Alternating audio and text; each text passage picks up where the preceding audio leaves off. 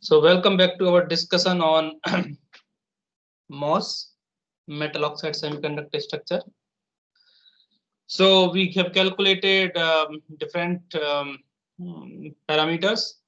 We have solved the Poisson equation, obtained the charge distribution, electric field distribution, as well as the potential distribution. So now we are in a position to define the threshold voltage. Now threshold voltage is defined as a voltage at which the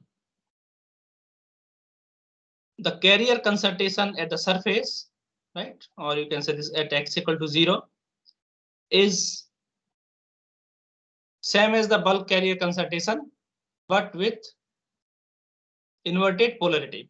So if your material is p-type silicon and whole concentration is about Na here, right, then electron concentration at the surface is equal to Na, right? So that is the definition of threshold voltage. So at that position, what is the gate voltage, right? Now gate voltage will consist of two voltage drops, right? One is the voltage across oxide or insulator, we call it Vi, and the voltage across semiconductor, and that is basically the surface potential. Now by definition, at threshold voltage, surface potential is 2 psi b, correct? So that your band bending is such that this is your Fermi level, this is your valence band, this is the conduction band, and this is the intrinsic level. So these bands will bend, right? So that this is psi b, and this is also psi b. So total drop is basically 2 psi b, right? So that is by definition. You can think about if we apply a voltage across these two terminals, what will happen? Right? If we have applied somehow the voltage across the substrate contact, the bulk of the substrate, and this channel region, right? What will happen to the this 2 psi b value that we will explore later, but right now you can think about it. So this is a voltage across semiconductor 2 psi b, and the voltage across oxide is charge by capacitance, right? Now, if the charge is negative here, right, that means your gate voltage should be positive, right? So that's why there is a minus sign here, minus Qs by Ci. Qs is the charge in semiconductor. So same charge will appear here on the metal. So this is Qs, this is Qm, right? So they will be equal in opposite charge. For p-type silicon or n channel, please remember, p-type silicon substrate means n channel, and p channel means n-type silicon substrate. So for p-type silicon substrate, the charge here will be negative, right? Because this Na are negative ions. So QNaW will be the QS charge, and of course W you can you can basically calculate. We have discussed 2 epsilon psi the voltage by QNA, and that you have this expression, right? When you substitute it here, because this charge is negative, so negative negative will cancel. You will just have 2 epsilon QNA 2 psi b by Ci plus 2 psi b, right? So this term is positive. This term is also positive. So for NMOS, your threshold voltage will be positive. Please remember, here we are starting with a material where there are no charges in the oxide. So oxide is charge free, right? So charges are 0 in the oxide, and Fermi levels are aligned. That means phi m is equal to phi s. This is phi s and this is phi m, right? If they are different, then of course these things will change. So this is basically for ideal situation. For ideal situation where Fermi levels are aligned and oxide is charge free, you will have VT will be Q by C or minus QS by C plus 2 psi V, right? And both terms are positive for NMOS. And if you want to find out about PMOS, both terms will be negative because here you will have ND plus, right? So this negative sign will appear here. And in that case, for P channel, because this is N type, so Fermi level is here, and this intensity level will go up like this, right? So that this is 2 psi B, right? So bends will bend up for P channel, and therefore 2 psi B will also be negative.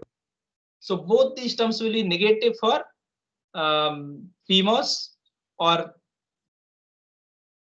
P channel MOSFET or N type silicon. Okay, so NMOS is basically P type silicon, right? And PMOS is N type silicon substrate. So for PMOS, VT will be negative. Correct? Is it clear?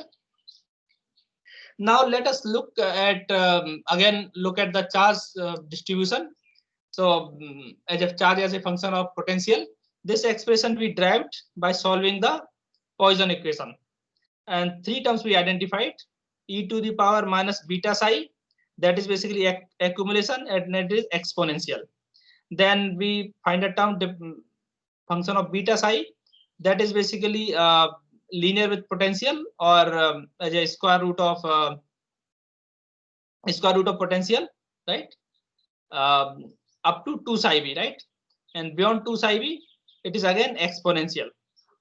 This is basically inversion charge, and this is accumulation, and this is depletion, right? And if you want to find out the boundary condition at the oxide and silicon interface, what will be continuous? The electric field or displacement field, what will be continuous? The displacement field will be continuous, right? So you can write electric field in oxide is V by oxide thickness, right? So voltage across oxide divided by oxide thickness times epsilon, right? That is displacement field. Similarly, in the semiconductor, epsilon times field at the surface, and that is psi s by W by 2. Now, why it is W by 2? Because this field is linear, right? So if this is psi s and this is W, so this is ES, right? ES. The field is linear, and not the psi. So psi s will become half W ES, right? So ES will become psi s divided by W by 2, where W is a depletion width. So from this, basically, you can relate the voltage across insulator in terms of surface potential. Now, by definition, a threshold voltage is psi s is 2 psi v, right? So if you substitute, you can express Vi as a function of psi v, W max, and Ci. So this is basically divided by this. Okay, so when you start increasing your gate voltage, so Vg, if you increase from 0 to Vt and beyond, what will happen? Initially, depletion will be created here, right? It will keep increasing, and there will be a small field here, right? And due to small field, there will be a small gap here. So it will basically, the voltage across insulator will slowly increase till it reaches W max.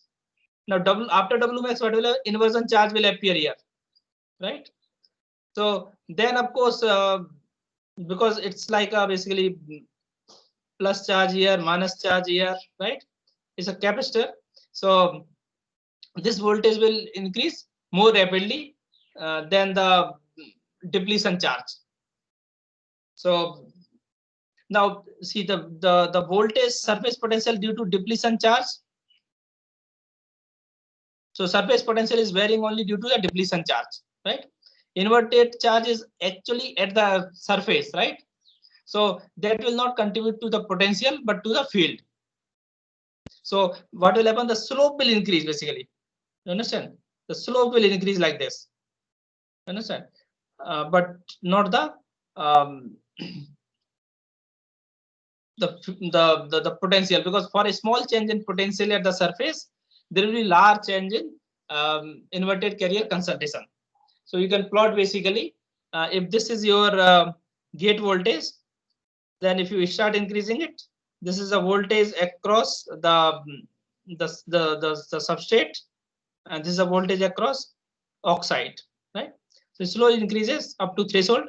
Then beyond threshold, this surface potential remains more or less fixed near 2 psi V, and all the voltage actually drops across the oxide. And that's why, because of this is linear, you can write the inverted charge will be C times Vg minus Vt, right? So this point is Vg minus Vt, and after it's linear, right? So you can say that at Vt, this inverted charge is 0, and after that is linear. Okay. And then you can write this equation here. Inverted charge is C times Vg minus Vt. And of course, for now by default, we are discussing N channel, right? N channel or P-type silicon substrate. And similar analysis is applicable for P channel or N-type silicon. Now in the inversion region, if you look at this equation here, it's e to the power beta psi minus 2 beta psi b, right? So if you multiply these two terms, what you get here? E to the power beta psi minus 2 psi b, right? So psi s is basically surface potential, and psi b is the gap between the Fermi level and the intrinsic level.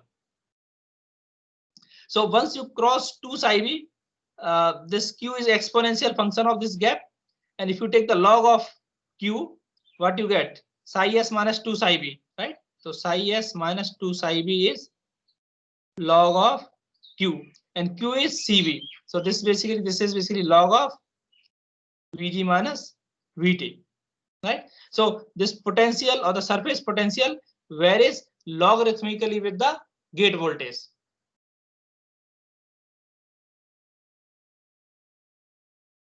Correct? Therefore, this charge here is basically linearly varying with the gate voltage beyond threshold voltage. Now, to characterize these MOS structures, capacitors, we can think of it as a series combination of two capacitors, right? One across the oxide, right? So it's an oxide capacitance. Another in the substrate due to the depletion region, right? So you can have C ox here and C depletion here. And because it's in series, they add up as 1 by C is basically 1 by C insulator plus 1 by C depletion. Now C insulator is epsilon of the insulator or oxide divided by oxide thickness, and C depletion again epsilon of semiconductor divided by the depletion width, right? Now what is the epsilon I for oxide? Epsilon I consists of two parts, right? Epsilon naught and epsilon r. Epsilon naught is a dielectric permittivity of the free space. It is a constant value, I think 8.85 10 to the minus 14 farad per centimeter, and epsilon r for oxide is around 3.9. And similarly, epsilon s, so here epsilon r is around 11.9 for silicon. So please remember these two values. So overall capacitance can be written as Ci Cd by Ci plus Cd. And if you want to plot the Cv characteristic, you can think about it. Let's say you are varying the voltage, right? And it is p-type silicon. If you apply a negative voltage here, or all the holes will come here, right? They will accumulate at the interface. So effectively your capacitance will be only Ci. So you will see only Ci here. Now once you apply negative bias, right? There will be depletion region here.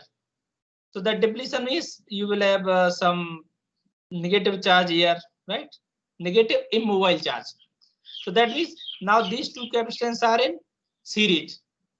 So the equivalent capacitance will be less than the minimum of these two, right?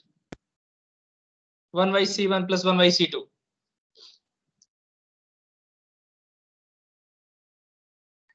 You can think of it basically like two parallel resistors, right? Because two parallel resistors are also add like this, equivalent resistance 1 by R1 plus 1 by R2, right? So overall resistance become less. So in this case, these two are in series, so this capacitance will actually decrease, right? Till we have inversion here, right?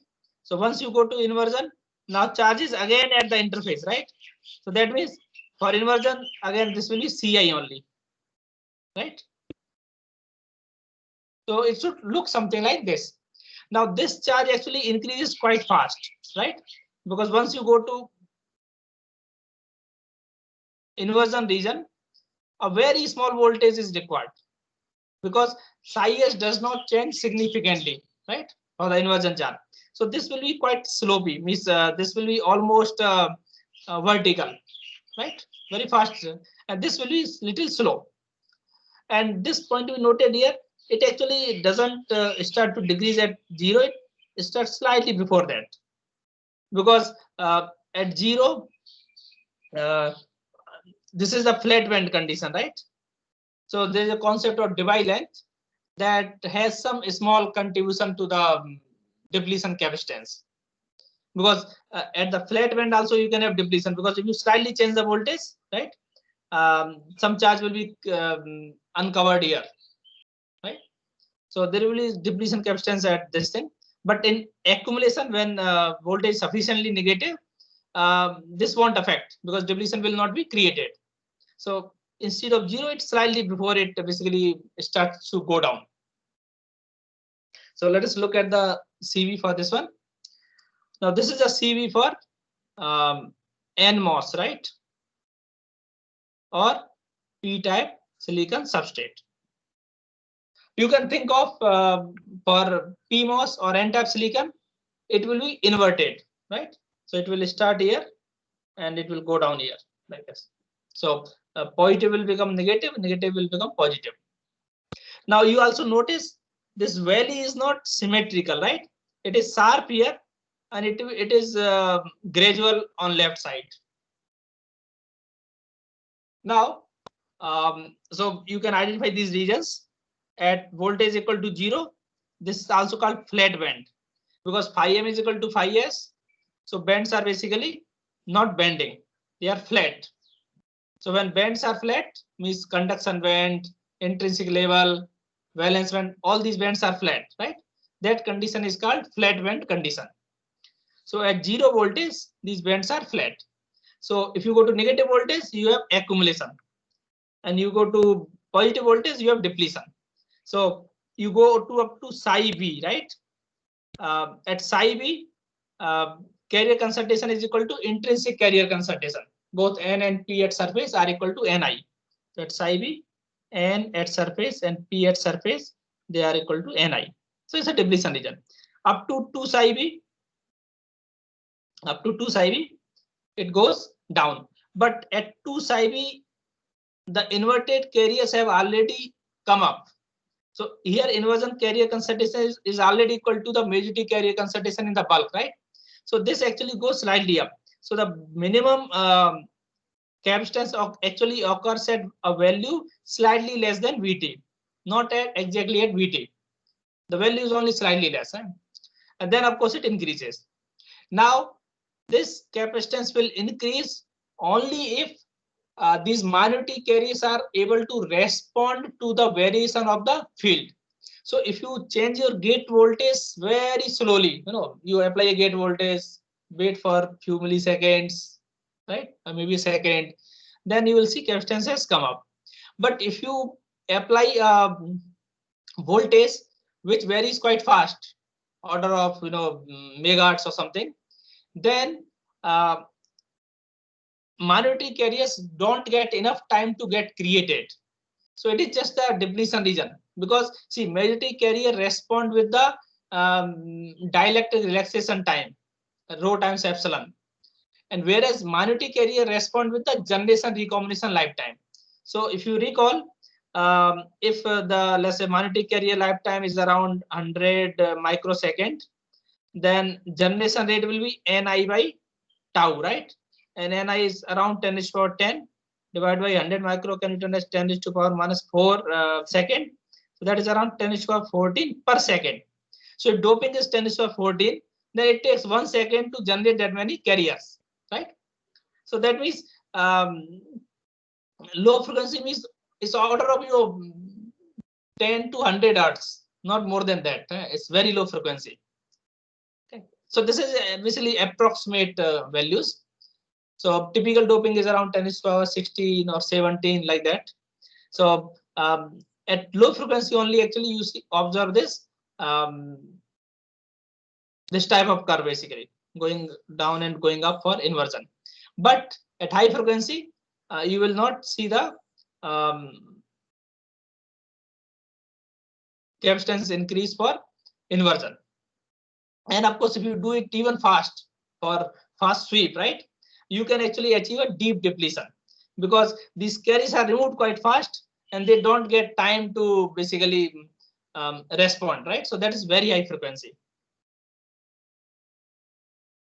And regarding these capacitance of these values for flat band, again, flat band capacitance, you can write combination of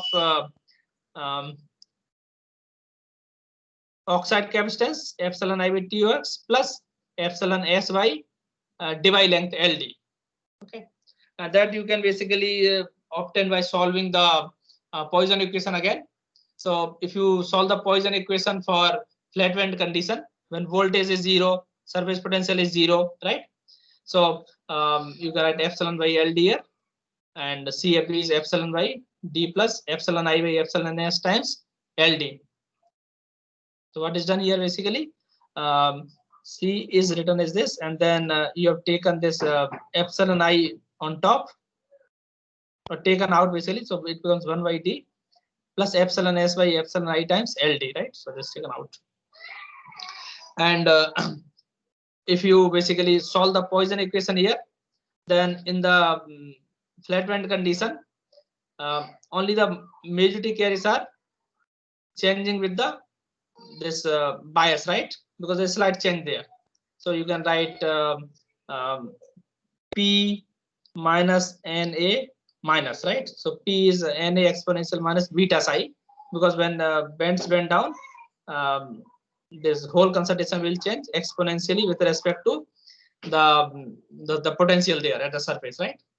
And then if you simplify it for a small psi, because this is psi is close to 0, so e to the power minus beta psi can be written as 1 minus beta psi, right? So 1 cancel, you have Na by epsilon times beta psi, and then that basically you can write psi is exponential x minus LD, x by LD, and where LD will be epsilon by QNA beta, right? And then Q is basically epsilon times field, and field is psi S by LD, and that basically you can get this expression epsilon by LD. So this is for flat band. Now this is a summary of CV curve. So as we increase the voltage, C start from maximum, it goes to minimum and comes back, right? And it start to increase slightly before the threshold voltage, right? And the capacitance basically measurement depends on the magnetic carrier lifetime. So monitor carrier lifetime is less compared to the time duration provided by the AC signal, then they can respond. So at low frequency, you will achieve a high capacitance, and at high frequency, you will achieve the capacitance will remain there only. It will not increase because monitor carriers are not able to respond. And the typical range for high frequency is basically, anything more than 100 hertz is high frequency, at least as far as monitor carriers are concerned.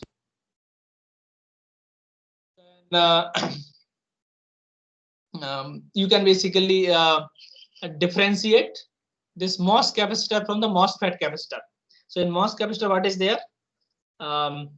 Oxide and semiconductor is there, right? And you have this CV curve for ideal MOS structure. In MOSFET, there is a slight difference here.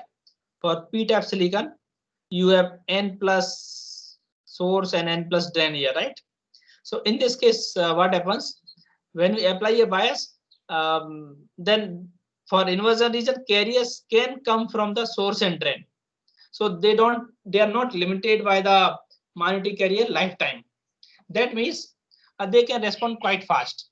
So for MOSFET, this is not a limitation. Okay. So for MOSFET, it will always be, this curve, regardless of the frequency.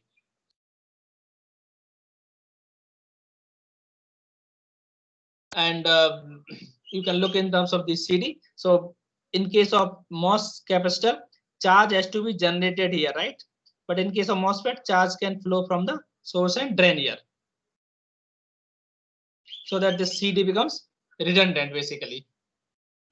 And inside, this is the basically measured values. So at 10 hertz, you actually achieve this value. 100 hertz is basically kind of intermediate frequency, and anything above kilohertz, you achieve this high frequency characteristic only.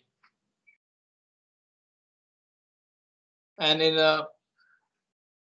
MOSFET, basically CV characteristic, carriers are pulled, right? So these are basically majority carrier, right? So again, they are limited by the dielectric relaxation time. So it will be quite fast.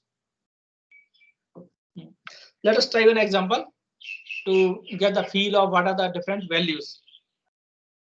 So for example, you can consider a metal, semiconductor, and oxide. So this is, let's say, p-type silicon, doping around 10⁻17 per cubic centimeter. Room temperature Kt is 26 millivolt, Kt by Q, and Ni of course 10⁻10. And for semiconductor, epsilon R is 11.9. So W you can write 2 square root of epsilon Kt log, or you can write this epsilon times 2 psi b, right? Sorry, 2 epsilon psi b, psi s, or 2 psi b basically, divided by Q Na, right? Let me write it neatly here. 2 times epsilon times psi s by Q Na, right? That is W. And the psi s is basically 2 psi b, and psi b is Kt by Q log Na by Ni, right? So when you substitute, you get this expression. So you can substitute here 4 times epsilon times Kt by Q, right? Log Na by Ni divided by Q times Na. With this Q is already taken care of here because this is Kt by Q, right? So you get around 0.1 micrometer. So that is basically 100 nanometer. So this is a typical range of the depletion width for 10⁻17 doping. Let's say oxide thickness is 5 nanometer. Now please remember, in semiconductor usually we use this centimeter term very frequently because carrier concentration defined as per cubic centimeter. So generally we don't use SI unit of meter, but we deal with centimeter only. So this 5 nanometer can also be written as 5 into 10⁻⁻7 centimeter. Correct? So you can calculate the oxide capacitance. This is C oxide or C insulator. Then psi S is 2 psi B at inversion, around 0.84 volt you get. That means between the intrinsic level and the Fermi level, the psi B is around 0.42 volt. Right? EF and EI. Then the C minimum is basically is obtained at psi S equal to 2 psi B. So there you can write 1 over C minimum will be 1 over C ox plus 1 over C the depletion for maximum W, right? So that will be epsilon by W. So that you substitute here, you get the minimum capacitance is 9 into 10 to minus 8 farad per centimeter square. Please remember these capacitance are per square centimeter. So that is per unit area. So if you want to get the actual capacitance, you have to multiply it by the area. And area will basically be the length of this channel and the width inside, right? So this is, let's say, W and this is basically L, right? So you have to multiply this capacitance by WL to get the actual capacitance. And the ratio, the C minimum with respect to C ox is around 0.13. So this C minimum is actually or around 1 by 10, right, of the C oxide. And from this you can also calculate the threshold voltage, right? So you can write 2 psi B, that is around 0.84 volt, and due to this capacitance, right, the Q by C, QS by C, right? Now QS will be charge density times the depletion width, so QNAW by Ci. So this is a voltage across oxide or insulator Vi. So you get around 1.07 volt, right? Now all this is for ideal MOS structure, right?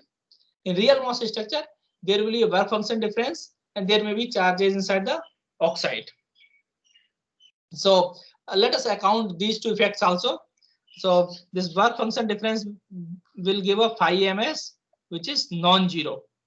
And this oxide, if there is a charge in the oxide, now if we assume this charge is somewhere here at the silicon interface, let's say Q oxide, then to compensate this positive charge, you have to have a negative gate voltage here, right? And that voltage should be Q oxide by Ci, right? Because from positive to negative there will be field, that means energy will increase, right? Or the potential will decrease, right? So you have to apply negative voltage, which will be minus Q ox by Ci. So that will be your Vg, required gate voltage. So if phi ms is 0, then your threshold voltage will be given by the term we have calculated earlier plus the effect of oxide charge, which will be minus Q ox by Ci. Now, if this positive charge is not at the silicon interface, but this is at the metal interface, right? Then metal will quickly respond to it, have a negative charge here, but the gap between this positive charge and negative charge is 0. That means there will be no voltage drop, right? So it will not be effective. So if the charge is away from the metal interface, it will be effective, right? Let's say instead of this interface, it is a certain distance x.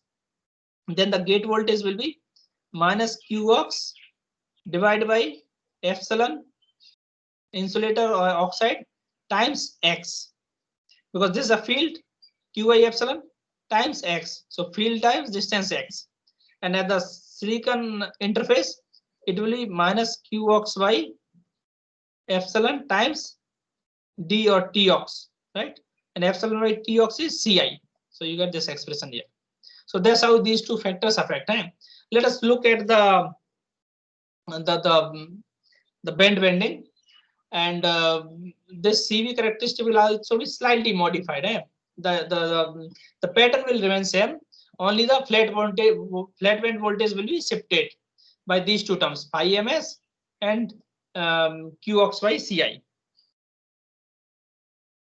So this is the basically typical Venn diagram. And in real life, this phi m and phi s are not actually equal. So if phi m and phi s are not equal, let's say phi s is more, and this is for p-type silicon, right? So that means this Fermi level has to be aligned with this, right? That means the relative position. So all the bands will go up, right? But these positions don't change, right? So that means it will go like this. It will go like this, right? So that means it has become n-type here. So that means in sometimes, if this is the situation, that means inversionality exists here, even at 0 voltage, applied 0 voltage, right? And now if you want to achieve the flat band, then what you have to do? You have to apply a bias so that this is the voltage difference, right? Now this is going up, right? So the voltage that you apply will be phi ms. Phi m minus phi s is negative here, right? Phi m minus phi s is negative here. So you have to apply a negative voltage. By negative voltage, what will happen? This Fermi level will go up, right? By amount phi ms, right? So once the difference is phi ms, then the bands will be flat. So if there is no oxide charge, only Fermi levels are not aligned, then your flat band voltage will be phi ms. And if you notice here, this is usually negative. Now you can see why. For phi m is a metal work function. So for aluminum, phi m is around 4.1 volt. And for silicon, affinity is around 4.05 volt, right? Electron volt, right? So phi s you can say around 4.05 volt. And band gap is around 1. So you can have, instead of 4, you can have 5.05 electron volt. And actually it is 4.1 because for N plus poly, it is slightly inside the conduction band, right? So it's slightly more than that, maybe around 4.1. For around, you can say 4.1. Let's write 4.1, right? And if your gap is around 1.1, so it becomes 5.2 basically, right? So now if you use this metal aluminum here, so phi ms, if it is n type, right? If it is n type, then phi m is around, let's say 4.1, and for n type, phi s will be around 4.1 plus the gap between conduction band and the Fermi level, right? That can also be around 0.1 or 0.2. So your phi ms will be basically 4.1 minus 4.3, right? So around minus 0.2 or 0.3, something like that, huh? For aluminum, right? And similar thing will be with N plus poly. But if you use P plus poly, then this Fermi level of the contact, or basically which is being used instead of metal. So this is basically, this will act as phi m, right? Because we are using a polysilicon, highly doped polysilicon instead of metal. So then phi m is quite large. So this will become positive. So if you are using polysilicon, this will become positive. If you are using N plus poly or aluminum, phi ms will be negative. Another thing you can notice, let's say you are using p-type silicon, right? Now in p-type silicon, if you increase the doping, what will happen? If you increase the doping, then the Fermi level will move closer to the valence band, right? That means phi s will increase, and then that means phi m s is phi m minus phi s will decrease, right? Because phi s is increasing, the gap is increasing basically. So phi m minus phi s will decrease, right? So that diagram you can see here. For p-type silicon, this is decreasing. For p-type silicon, it's decreasing, right? For n-type, of course, it will increase because the Fermi level will go up, right? That means phi s will decrease. So that means phi ms will increase. And the starting point, or you can say end point, because higher doping means it is close to the For N type, it is close to the conduction band. For P type, it is close to the valence band. Right. So for P plus poly, it is positive, as we discussed. For N plus poly or aluminum, it is negative. For example, let's consider one example. Let's say aluminum, right? It's around 4.1, and then it is P type silicon. So aluminum is around 4.1, and this is around 5, right? 5. So this difference is around 0.9, and Fermi level is somewhere here, 0.2 or 0.3. So instead of that, you will get around 0.8 or 0.7, right? So that's why you see here. And as you increase the doping, the bulk doping, the 5ms actually decreases, right? So if you notice here, this is P type silicon. That means it will be N channel, right?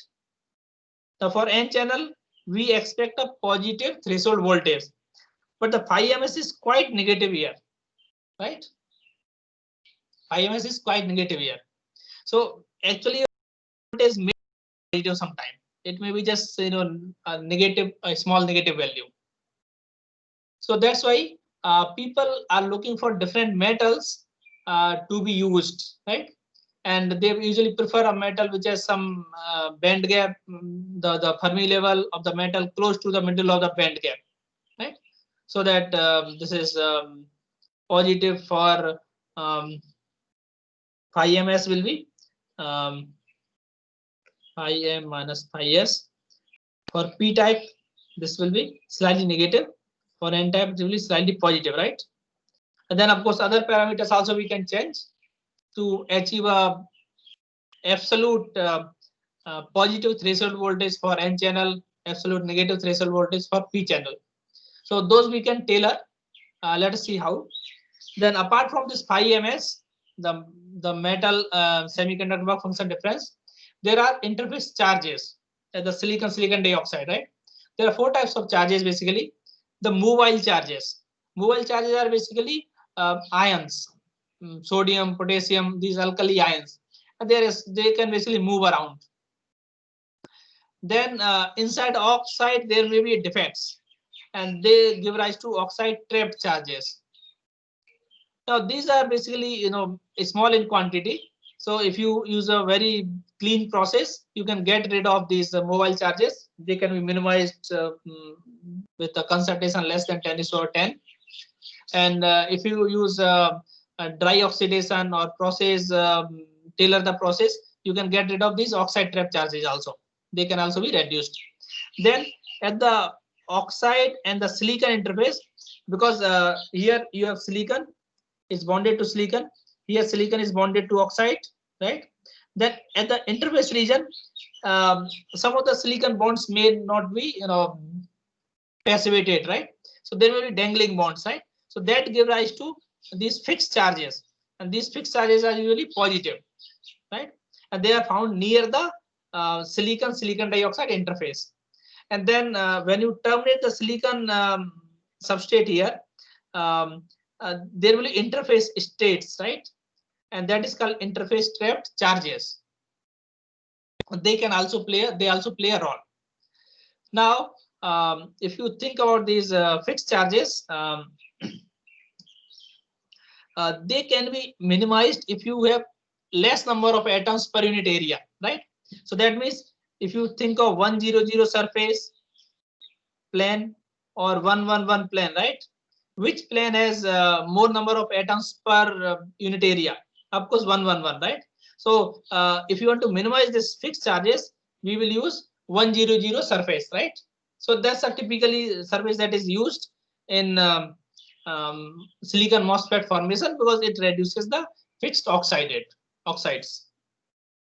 And due to this charge, your the flat band voltage will be minus Q times Ci, assuming these charges, the fixed charges or insulator charges, they are at the silicon dioxide interface. So minus Qi by Ci, right? That will be the flat band. Of course, it is assuming that 5ms is 0. So this slide basically describe what I've said.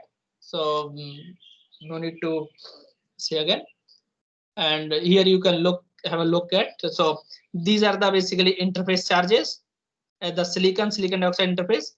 This is the depletion region charges, and they basically add up. So this total charge have to appear here at the metal interface, right? So so overall voltage you can say Qi times Ci, or you can write Qi by epsilon I times this gap D, right? Due to this charge plus due to the depletion charge, right? So you can write plus Qd by epsilon S times again the distance here, right? W.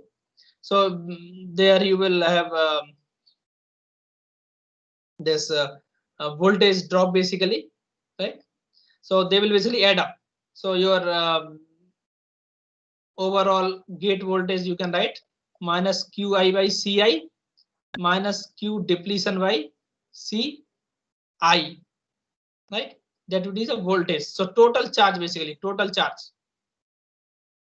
So overall basically you can express the threshold voltage due to the difference in the work function due to the oxide charges. These are the oxide charges due to the work function difference. These are depletion charges, and this is basically a surface potential 2phi B, right? We use 2phi B here, right? So in textbook they use 2phi here, but this is same as 2psi B. Okay. And out of these two terms, these four terms, these two terms are always negative. Whether it is N type or P type, these two terms are negative. If you use aluminum gate or so these two terms are always negative. For N channel or for P type silicon, these two terms are positive, 2 psi B and minus Qd by Ci, because depletion charge is negative here, right? And for P channel or N type silicon, these two terms are negative. And so the for N channel, for N type silicon or P channel MOS, all four terms are negative basically, right? So you see this threshold voltage variation for 10⁻17 doping. For N channel, the threshold voltage comes around to be some value, around slightly positive. And for P channel, it comes around to be around -1, between -1 and -2 volt.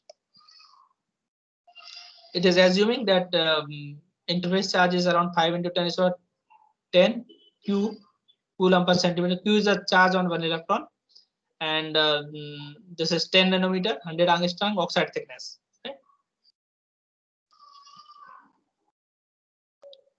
Now,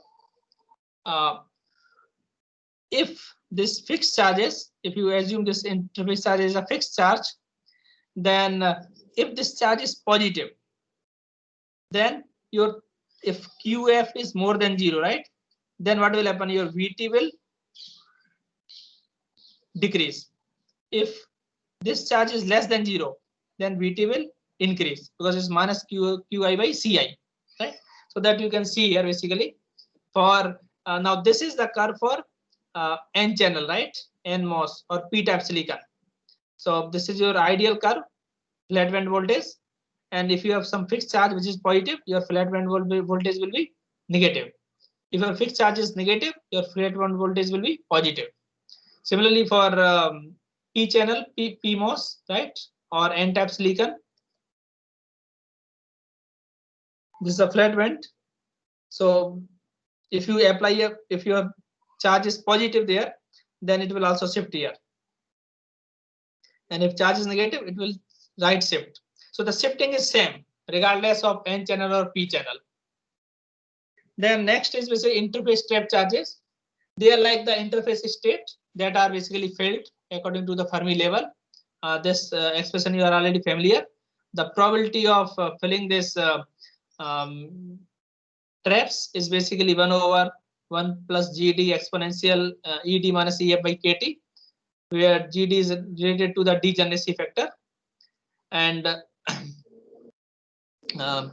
traps are distributed in the band gap region, right? So traps are here at the surface here in the band gap region. And we have also discussed this Fermi level pinning, right, where we found that most of the states are occupied at this 1/3 of this band gap here. And now these are basically dependent on the frequency. And this actually distort the CV characteristic. Now what will happen if we apply a certain voltage, right? We expect the bands to bend here, but carriers can be trapped here also. So this bending will be affected. Now this bending is affected. That means some charge is accumulating here. So that means your required voltage for the same voltage, your capacitance will become less. You can see the diagram here. So this is your basically CV curve, and if you have interface traps, so that means this is your basically accumulation region, right? Then you slightly increase the voltage. Now accumulation, if there are no traps here, accumulation occurs in the bulk, right, or the interface in the silicon. If there are trap state, then these trap states will hold the charge and accumulation will not reduce, right? So that means your capacitance will be reduced if there are interface traps, because what the interface traps are doing, they are trying to accumulate the charge at the interface only. So this curve will be slightly distorted. And of course the delta VG due to this interface steps, you can write the charge at the interface divided by the oxide capacitance. And then you can compare these three curves. Ideal, where flat band voltage is 0.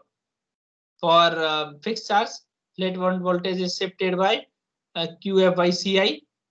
And due to interface trap, this is slightly distorted, right? So this distortion is not uniform, but due to fixed charges, this is uniform. You see here, this is uniform. So for non-ideal MOSFET, the factors are work function difference, then the ionic charges, then interface trap charges, and of course you can reduce those interface traps by reducing by hydrogen or annealing the silicon oxide interface. And if you use silicon dioxide, then these traps are usually less. But if you use some high K dielectric or some other material, then these traps, of course, they are more, and this affect the CV characteristic. And I think how many slides we have now? Okay, so I think a couple of more slides. So I hope you will be with me for a couple of more minutes. So for non-ideal MOS capacitor CV, you can write the expression for the distributed charge. Let's say if charge is distributed inside the oxide, right? So you can write, let's say at distance x, the charge is basically rho, charge density is rho x, right? So due to this small strip of the charge, the voltage will be, you can write rho divided by C times the area, right? So what is the area? Rho by epsilon. Let's write rho by epsilon, right? Rho by epsilon will be the or Q by epsilon will be the field, right? Electric field. Multiply that by the distance x, you will have corresponding voltage here, right? So multiply by x, and you have to multiply this thing by a small area here, W or x, so dx, right? Then you integrate it from 0 to d, right? So then you integrate it. So you can take, let's say, epsilon I out. So and you multiply divide by d. So d by d times epsilon. Now epsilon by d is basically c, right? So this is c. And this d you take inside. So this becomes 1 by d times rho x dx, right? So it's basically average position of the charge. If you see here, x rho dx is basically average position of the charge, right? So average position, you can also say x rho dx divided by integral rho dx, right? That will be average position. So you can write the average position multiplied by the total charge integral rho dx times 1 by c. That will give you the change in the flat band voltage. So that you can try one example at the end of that chapter 6. There is an example which you can try the flat band change due to the flat band voltage change due to the distributed charge. Or you can write the Q effective by Ci. So your V flat band becomes phi ms minus Q effective by Ci. Now for the mobile charges, there is a test called bias temperature stress test. So what is done here? Let's say this is your oxide here, and you increase the temperature and apply a positive voltage here. So what positive voltage will do? If these, because these ions are positive, it will push them away, right? So there will be more charge at the silicon dioxide interface. That means your flat band voltage will decrease. Then you again increase the temperature and apply a negative voltage here. Then what will happen? These ions will come at the metal interface. Then their contribution will be 0. So for negative stress or negative voltage, your flat band will be here. And for positive voltage, these ions are pushed to the silicon dioxide interface, and your flat band voltage will be reduced. And the difference of these two will basically tell you the this mobile charge concentration. How? Because flat band voltage is phi ms minus Q fixed charges by Cox, and these are the, let's say, contribution due to mobile charges, and these are interface trap charges. So when you compare these two flat band voltages related to the positive stress and the negative stress. Now please remember, this is stress is applied like high voltage at high temperature so that they can move, and the measurement is done at room temperature, right? So where these carriers cannot move because field is not high, temperature is also not high. So the difference of so for first for positive bias stress, this will basically will be your all the charge will be accumulated at the Tox distance, right? So your this will be rho dx by times Cox, right? So total charge by you can write total charge this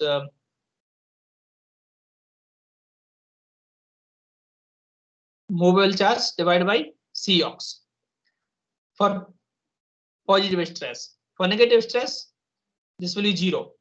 So the difference of these two will be Qm by Cox.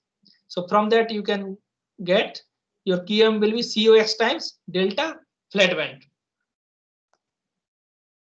So summary.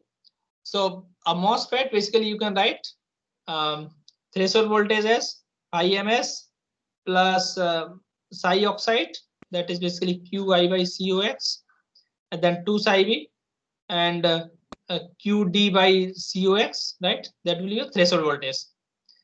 Now psi x is basically total charge, and Qx is basically dependent on the doping, and this is the expression for the depletion width, and total basically you can write expression like this. Q effective is this the charge in the oxide, this is the charge in the depletion region, right? And your inversion charge is basically Cox times Vg minus Vt. I think there's a negative sign here, right? Okay, so we close this one now. If you have any question, you can ask. And next class we will discuss about the MOSFET. Thank you very much.